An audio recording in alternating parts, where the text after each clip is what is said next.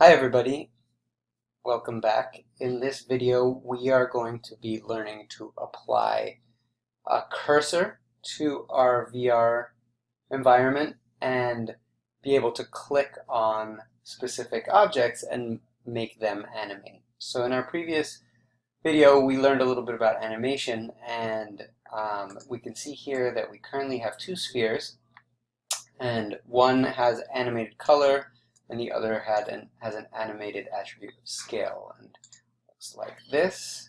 So I'll just refresh. See that this one gets big and then gets small, and this one the color is changing. This only happens once with this red one, and we see that that's the case because we don't have a repeat on of indefinite for this sphere like we do for the color. Now, what we want to do is we want to change this so that our animation only starts when I click on it using a cursor. So to do that, the simplest way to do it is for each of our animations, let's add a begin attribute, and we'll begin on click, which is when we click on that item. We'll do that for both of these. Save that, and right now it still won't work if we restart this, and whoa, things have gotten a little out of whack. Let's go. Great, so we can see that it still doesn't work, but if I click on these things, nothing's going to happen, and that's because we don't have a cursor yet. So we need to add a cursor into the screen. To do that, I'm going to bring up our A-camera tag.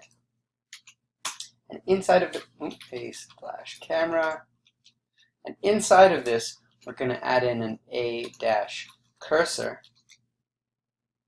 And the cursor will give a color. What color should we give the cursor?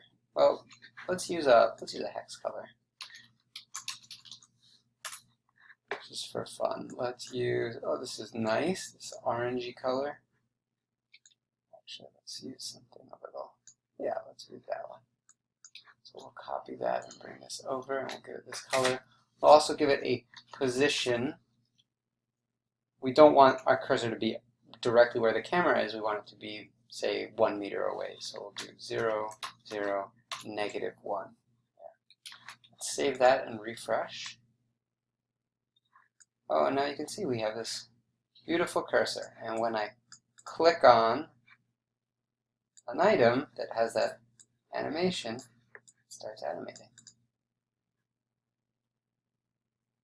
Pretty cool.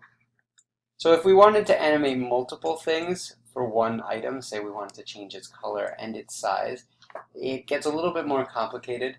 We would want to use JavaScript or jQuery to change the item's attributes. There's also, if we go to, let's type in Aframe animation, there's an animation library that we can add in. Let's see, animation component. Yep, this one right here, Aframe animation component, which sort of changes the way that animations work in terms of how it's written. So it's written like this, a entity, and then you add in this animation properties, animation equals, animation 2 equals, and it allows you to animate more properties. We're not going to do that right now, but that will be a video for the future where we'll do some more advanced animations.